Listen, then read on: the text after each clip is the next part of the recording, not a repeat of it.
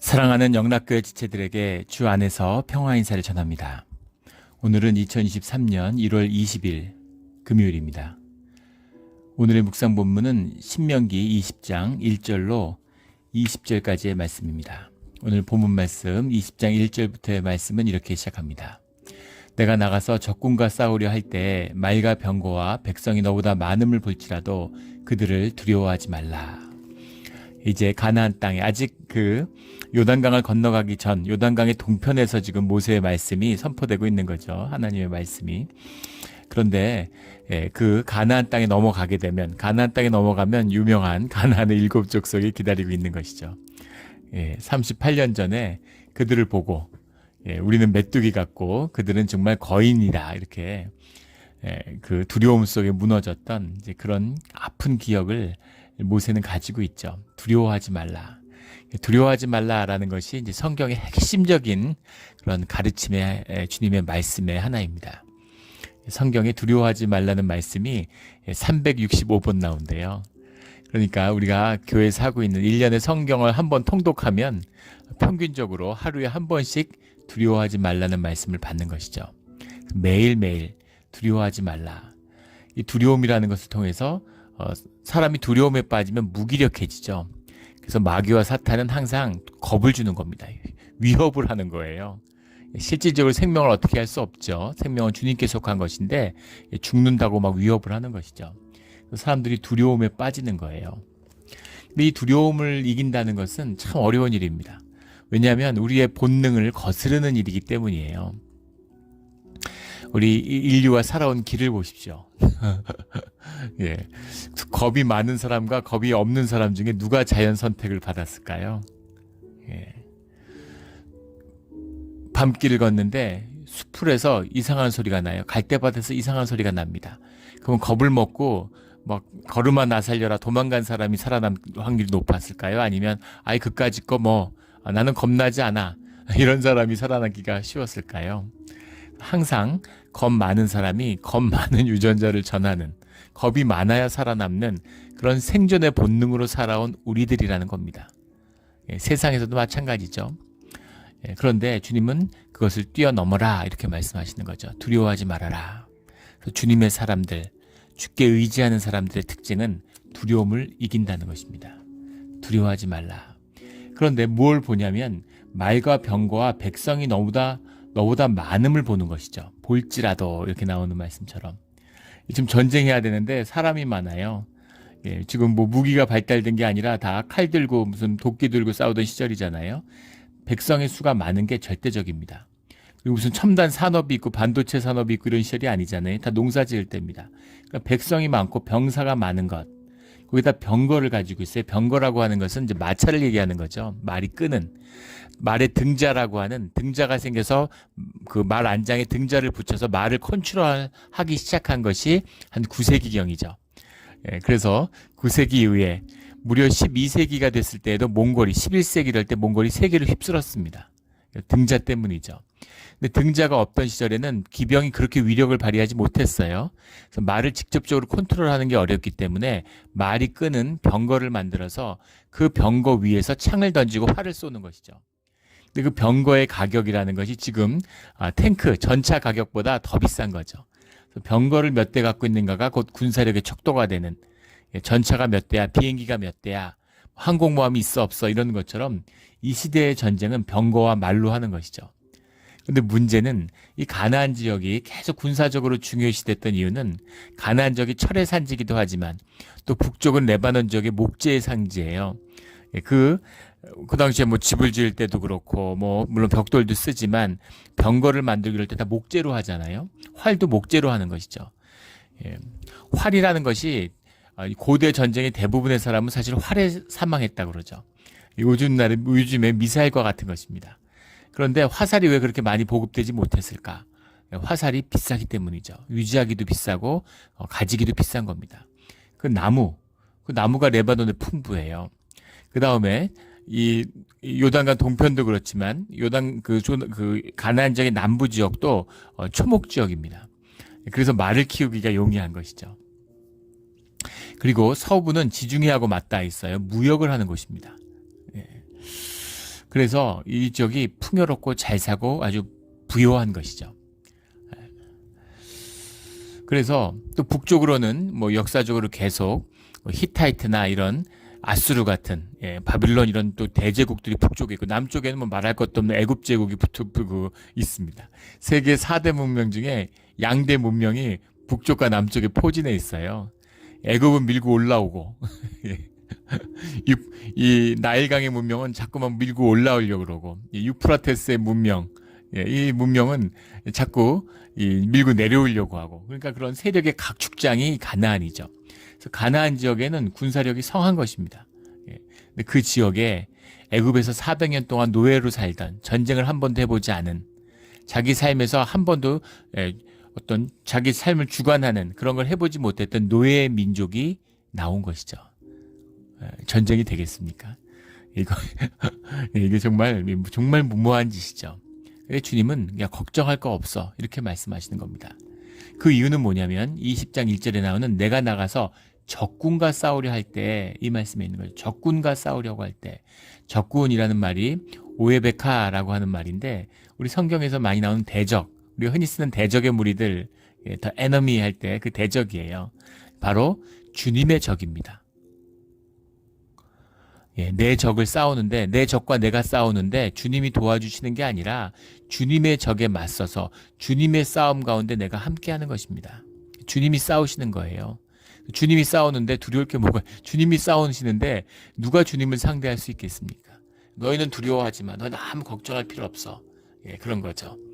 승리로 나와 함께 승리하는 이기는 자가 되면 돼. 이런 말씀이죠. 오늘 우리 신앙생활도 마찬가지죠. 우리 계시록을 통해서 계속 나누고 있는 초대교회를 향해 주시는 주님의 말씀. 이기는 자에게는 신앙인이라는 것은 이기는 자입니다. 내 내면의 수치와 분노, 과거의 경험, 찌질했던 나, 세상을 날 정죄했던 그 모든 것들, 그 묶임들, 그 굴레들, 그런 것들을 모두 끊어버리고 주님의 이름으로 승리하는 것이죠. 그 승리는 주님을 통해서 성취하는 것입니다. 그래서 주님은 우리에게 두려워하지 말라. 선악과를 먹어서 눈이 밝아졌어요. 그래서 자꾸 안 봐도 되는 걸 보는 겁니다. 야, 저렇게 숫자가 많은데, 저렇게 병거가 많은데, 저렇게 힘이 좋은데, 저렇게 백성이 많은데, 야, 상관없어. 그런 거 걱정하지 마. 너희가 이겨. 내가 싸운다. 이게 주님 우리에게 주시는 말씀이죠. 주님 안에서 이기는 자, 승리하는 자로서 두려움 없이 세상을 살아가는, 행진하는 오늘 하루 우리 모두가 되기를 주의 이름으로 축원합니다. 주님께서 말씀하시는 거죠. 애굽 땅에서 너를 인도하여 내신 내 하나님 여호와께서 너와 함께 하시느니라. 아멘. 두려워하지 말라. 함께 하시느니라. 주님 우리에게 주시는 말씀이죠. 주님과 동행하는 것입니다. 3절에 가면 마음에 겁내지 말며 두려워하지 말며 떨지 말며 그들로 말미암아 놀라지 말라.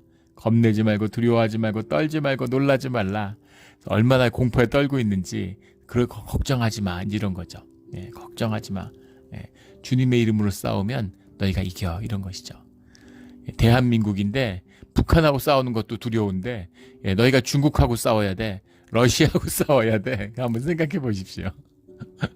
근데 주님이 아마 그거 이상이었을 거예요. 유대인들이 여기 이스라엘이 느꼈던 그 두려움이라는 건 아마 지금의 그런 것보다 더 큰 것이었을 겁니다. 근데 주님은 야, 걱정하지 마. 국력으로 하는 거 아니야. 사람 수로 하는 거 아니야. 군인 수로 하는 거 아니야. 무기로 하는 거 아니야. 내가 싸운다.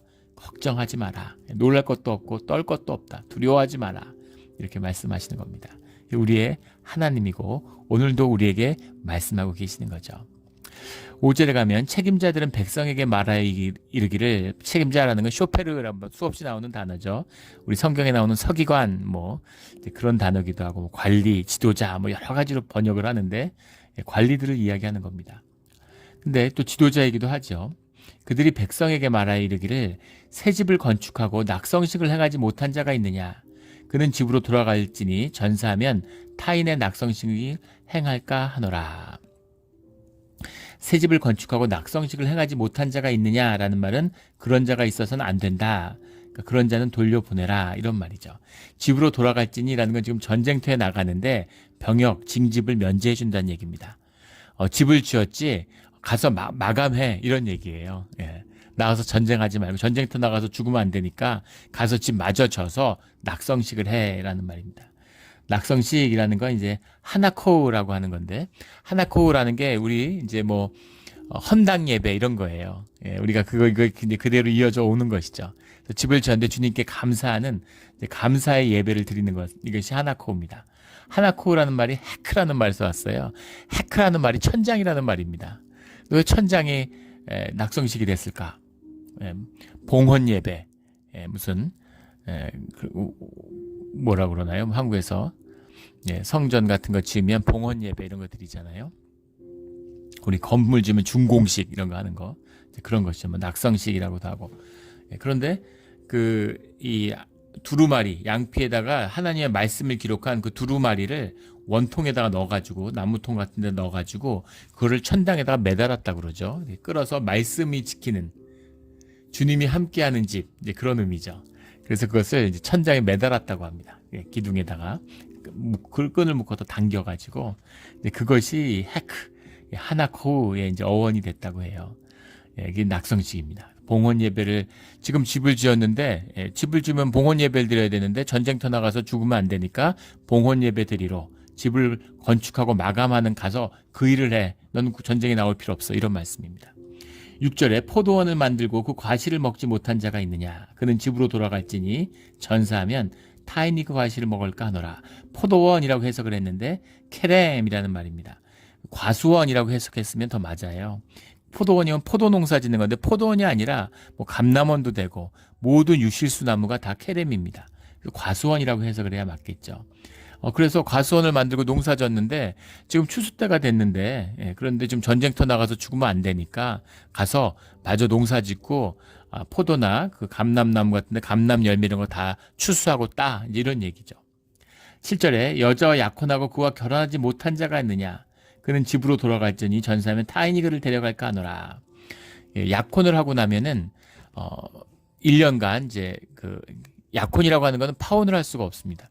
약혼을 했다가 만약에 남편이 전쟁 나가서 죽었다. 그러면은 결혼을 한 걸로 간주하는 거예요. 말이 약혼이지 사실 결혼처럼 지금의 약혼과는 좀 의미가 다른 것입니다. 굉장히 절대적인 의미여서 결혼의 한 과정입니다. 근데 약혼을 하고 결혼식을 할 때까지 서로 합방을 하지 못해요. 남녀가 일정 동안 떨어져서 시간을 지내야 되는 겁니다. 이런 기간에 마리아가 예수님을 낳았으니까, 예수님을 가졌으니까 그 충격이 얼마나 크겠어요. 진짜 주님 해도 너무한 거죠. 어떻게 그 시간에 애를 갖게 하십니까? 그러면은 지금 뭐가 돼요, 사람이? 그 요셉이 그거를 받아줬으니까 망정이지. 그래도 요셉을 향한 비난이 컸을 거예요. 요셉의 아들이라고 해도 사실은 굉장한 비난과 정죄의 대상이 됐을 겁니다.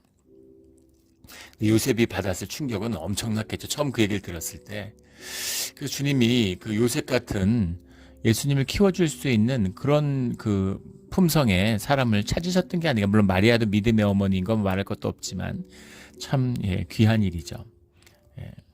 근데 그렇게 약혼을 하고 결혼을 못하면 안 되니까 약혼했던 사람은 결혼을 위해서 전쟁터 가지 않아도 돼, 이런 거예요. 결혼하려면 1년 남았는데, 그런데 전쟁에서 빼준다? 이것도 이제 파격적인 것이죠. 한 걸음 더 나아가서 8절에 가면 책임져야 되는 백성에게 말하여 이르기를 두려워서 마음이 허약한 자가 있느냐? 그는 집으로 돌아갈지니.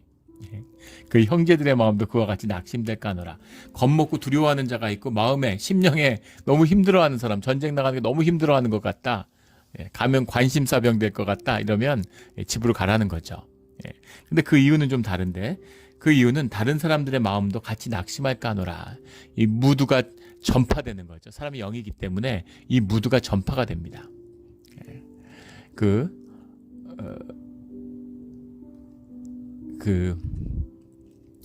두려움이라고 하는 것, 이것도 이제 영적인 속성이니까 전파가 되는 거죠. 사람들이 두려움에 묶이게 될까봐 그런 사람들은 집으로 돌려보내. 근데 겁 많고 난 전쟁이 무서워요. 집에 가. 전 약혼을 했는데 결혼을 해야 되는데 집에 가. 저는 포도원을 지금 감남원을 농사를 짓고 있었는데 집에 가. 전 집 짓고 있었는데 집에 가. 그럼 전쟁 누가 합니까? 예. 근데 연고가 있는 사람들은 다 집에 가라는 거죠. 그래도 그렇게 다 보내고 넉넉하게 그 형편되는 사람들, 자원하는 심령으로 전쟁에 나온 사람들, 이때 주님과 함께하는 싸움이 예배라는 걸 보여주는 거죠. 주님 앞에 서는 것입니다. 그래서 뭐 여러 가지 이유가 있고 연고가 있는 사람들은 다 가, 이런 거예요. 비난하고 정죄하는 게 아니라 그게 문제가 안 돼. 전쟁이 전부가 아니잖아. 너의 삶이 중요하잖아. 삶을 누려. 그리고 형편이 된 사람이 자원하는 심령으로 전쟁을 해. 숫자가 적건 무기가 없던, 병거가 없던, 마병이 없던 아무 상관없어. 너희가 무조건 이긴다. 이런 얘기예요. 주님이 싸우시니까 이길 수밖에 없는 것이죠. 이것이 주님의 싸움입니다. 그래서 우리를 이기는 자로 부르신 거예요. 주님의 초청입니다. 은혜예요, 은혜. 은혜의 사건이죠. 주님이 싸우라 그러면 무조건 싸우는 것이죠. 주님이 싸우라 그러면 싸우는 겁니다. 이긴 자인데 뭐. 주님이 이기시는데 그거죠. 설령 전투에서 지더라도 전쟁에서는 결국 이기는 겁니다. 항상 한 번도 안 져. 전투 싸움에서도 안 져. 그런 건 아니죠. 그러면 뭐하러 전투하겠어요? 이미 그런 식으로 할 거면. 그게 아니라 내가 땀을 흘리고 피를 흘리면서 싸우는 것이죠. 그러나 결국은 믿음으로 승리한다는 겁니다. 주님 안에서. 그 싸움을 통해서 우리가 성장하고 자신감을 갖고. 제가 자주 듣는 비유라서 여러 번 들어서 기억하시는 분도 있을 거예요. 예전에 어릴 때 아이 집에 이제 가면은 애들이 이제 청소하는 걸 좋아합니다. 기억에 남는 거 막내가 제가 이제 그 진공 청소기를 하면 와가지고 그걸 같이 붙잡고 같이 하자고 막 그래요. 어릴 때. 같이 붙잡고서 그걸 같이 하는 겁니다. 그럼 애가 흐뭇하고 그렇게 좋아할 수가 없어요. 근데 이제 나중에 혼자서 한 15분, 10분, 15분이면 할 일을 뭐 30분, 1시간 해야 되는 거죠. 그래서 엄마가 집에 오면 애가 너무 뿌듯해가지고 내가 집에 청소를 다 했다고 바닥을 자랑하는 거예요. 그리고는 이제 혼자 했다고 그러기가 좀 민망한지 아빠가 자기를 도와줬다고 그러는 거죠. 이게 우리의 신앙생활이잖아요. 우리의 간증이고 우리의 고백이죠. 주님이 나를 도와주셨다고. 내가 힘들었고 어려웠는데 주님이 나를 도와주셨다고 그렇게 얘기하는 거죠. 내가 주님을 업고 갔다 이런 거죠. 사실 주님이 우리를 업고 계신 거죠. 주님이 하시는 겁니다. 근데 왜 그렇게 할까? 저는 왜 그렇게 했을까요? 아이들이 기뻐하기 때문이죠. 아이들이 기뻐하기 때문이고 또 아이들이 봉사하고 집을 위해서 일했다는 것 때문에 자신감이 있고 또 그렇게 아이들이 성장해가고 책임감을 갖고 커가기 때문입니다. 가나안 땅이 완전히 주님이 먼저 뭐 전염병을 멸절시켜서 빈 땅 만들고 야 너희들 들어가서 살아 너희들 땅이야 이러면 절대 이스라엘의 땅이 되지 못해요. 말씀 가운데도 나오죠. 너희들이 짐승이 흥하고 그들한테 물릴까가 걱정이다. 사람들을 그렇게 쫓아내지 않으시는 겁니다. 그리고 이스라엘이 쫓아냈기에 이스라엘의 땅이 될 수 있는 것이죠. 주님이 하시는 일이지만 이 비밀이 주님과 함께하는 이 신비와 이 비밀입니다. 은혜죠. 감사함이에요. 우리가 살면서 많은 고난과 어려움이 있었죠. 근데 그 고난과 어려움을 주님과 함께했기 때문에 이겨내고 또 그것을 이겨내고 나가면서 행진하고 있습니다. 광야의 행진이죠. 내가 잘나서 내가 힘써 노력해서가 아니라 주님의 은혜가 있었기 때문에 힘들지 않고 고생 안 했다는 게 아니에요. 힘들고 고난 가운데 살아왔지만 주님이 함께 하셨기 때문에 의미 있고 복되고 가치 있는 그 가운데 내가 성장해서 이긴 자가 되는 그런 삶의 길을 걸어왔다라는 것이죠. 그것이 주님이 주신 은혜입니다. 이 깊은 은혜에서 늘 승리하고 이기는 자가 되기를 주의 이름으로 축원합니다. 10절에 그렇게 전쟁을 하는데 내가 어떤 성읍으로 나가서 치려할 때에는 그 성읍에 먼저 화평을 선언하라. 무조건 죽이는 것이 아니라 그런 게 아니죠. 그 성읍에 주님 가운데서 화평을 선언하는 것입니다. 주님의 화평이에요. 11절에 그 성읍이 만일 화평하기로 화답하고 너를 향하여 성문을 열거든 그 모든 주민들에게 내게 조공을 바치고 너를 섬기게 할 것이요. 같이 살아갈 수 있는 것입니다. 여호와가 중심이 된 이스라엘의 중심이 되는 그 원리를 받아들이면 얼마든지 평화롭게 같이 살아갈 수 있지만 12절에 나오는 것처럼 너와 화평하기를 거부하고 대적하려 싸우려 할 때는 애워싸고 싸우라는 것이죠. 그 뜻입니다. 그래서 평화를 거부하는 게 아니에요. 화평을 선언하는 겁니다. 그러나 평양을 거부하면 그때는 싸워야 된다. 싸우면 주님이 이름으로 승리하신다라는 거죠. 17절에 나오는 곧 헷 족속과 아모리 족속과 가나안 족속과 브리스 족속과 히위 족속과 여부스 족속과 가나안의 7부족이라고 하는데 거기에 지금 기르가스가 빠졌죠. 기르가스까지 넣으면 이제 7족속이 완성되는 겁니다. 그 안에 가나안 족속이 들어있어요. 가나안의 7족속에 왜 가나안 족속이 들어있을까? 캐나나이시라고 그러죠. 이 가나안 족속이 이런 겁니다. 몬트레이 카운티에 몬트레이 시가 있잖아요. 이렇게 생각하시면 될 것 같아요. 몬트레이 간다라는 게 몬트레이 카운티도 의미할 수 있지만 또 우리 안에서 뭐 시사이드도 있고 피지도 있고 마리나도 있고 그런데 몬트레이가 또 있는 거죠. 그렇게 생각하시면 돼요. 일곱 직속이 족속이 있는데 이들을 진멸하되라는 말씀, 이 진멸하되 하는 진멸이라는 게 하람이라는 말인데 뿌리를 뽑는다라고 우리 여러 번 나눈 적이 있죠. 뿌리를 뽑는다라는 의미에는 그들의 우상 숭배를 제하여야 된다라는 그 의미입니다. 그 의미를 단순히 그냥 무조건 죽여야 돼 이런 의미는 아니에요. 왜냐하면 히위 족속이 진멸되지 않았기 때문이죠. 히위 족속이 이스라엘과 같이 공존해 살아갈 뿐만 아니라 레위와 이윈과 함께 성전을 섬기는 자들이 되었습니다. 대반전이죠.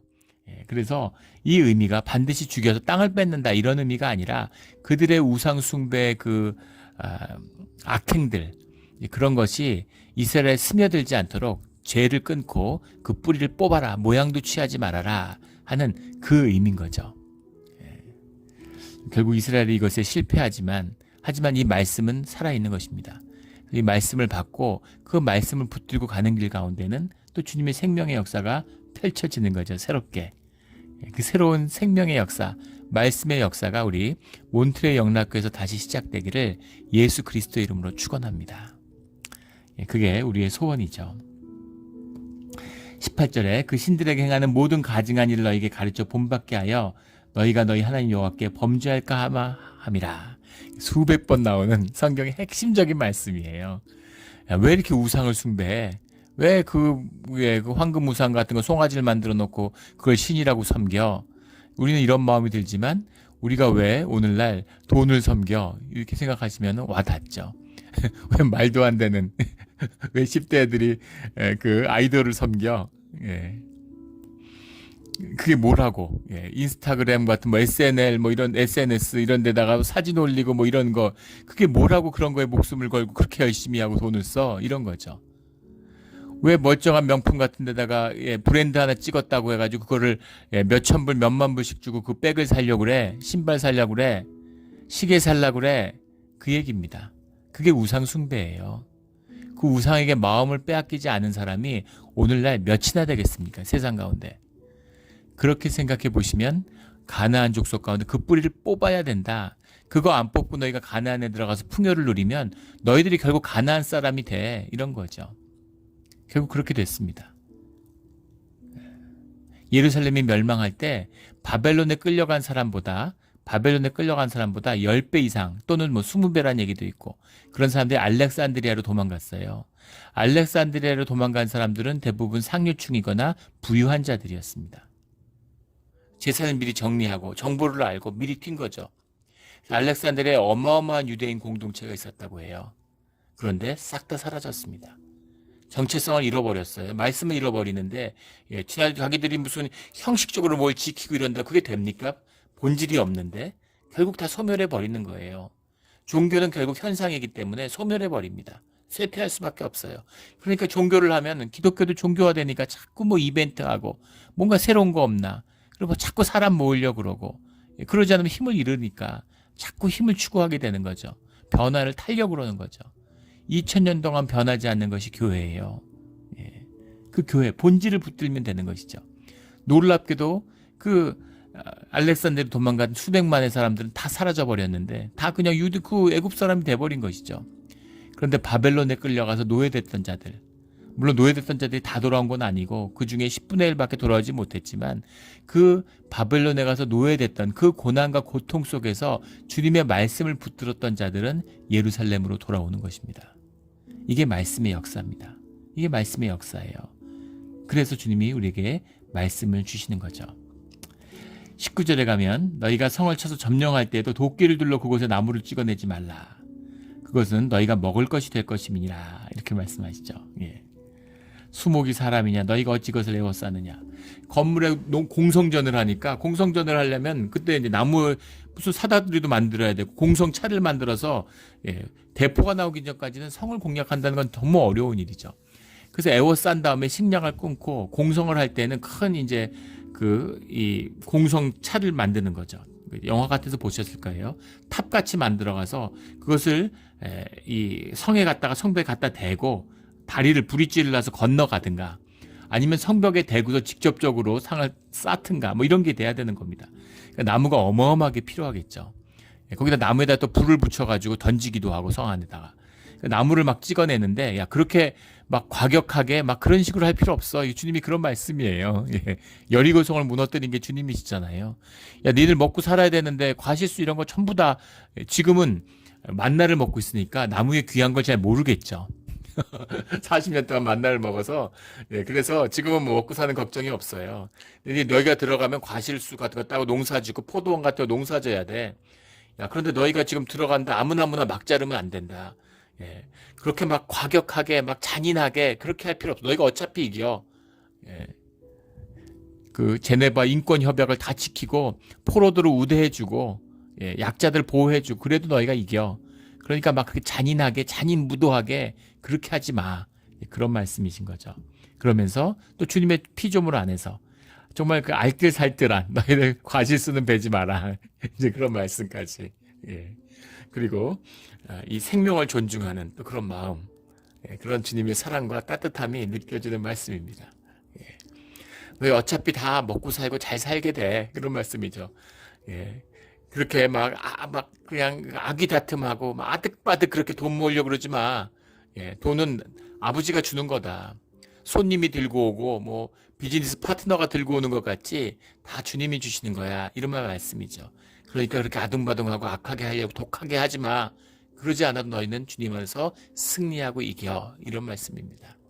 이 말씀을 새겨서 우리 넉넉하게 이기는 늘 부유함 가운데 주님 안에서 풍성하여지는 다들 이민사회가 어렵다. 이민교회가 어렵다고 그래요. 타지에 와서 사는데 타향살이가 어떻게 쉽겠습니까? 문제는 그렇게 살면서 힘들게 사니까 사람들이 인색해지는 거예요. 그 삶의 굴레가 됩니다. 인색해지면 점점 더 삶이 어려워져요. 풍성한 마음, 부요한 마음을 가져야지 삶이 점점 더 풍성해지는 겁니다. 이 비밀이에요. 찌들고 인색해지는 거죠. 찌들고 찌드는 겁니다. 점점 더 찌들고 점점 더 어려워져요. 사는 게. 그런 것이죠. 비극이죠. 주님은 그러지 마라 이런 겁니다. 노예로 살다 온 백성이지만 남의 땅에 들어가야 하는 백성이지만 너희가 주인이야. 너희가 승리하는 자야. 너희가 그것을 다스릴 자들이야. 이런 말씀이죠. 이러한 넉넉한 마음으로 주님 안에서 우리의 10년 가운데 먼저 이기는 그런 우리들이 되기를 주의 이름으로 축원합니다. 아멘. 함께 기도드리겠습니다. 하나님 아버지 감사합니다. 귀한 말씀 주시니 감사합니다.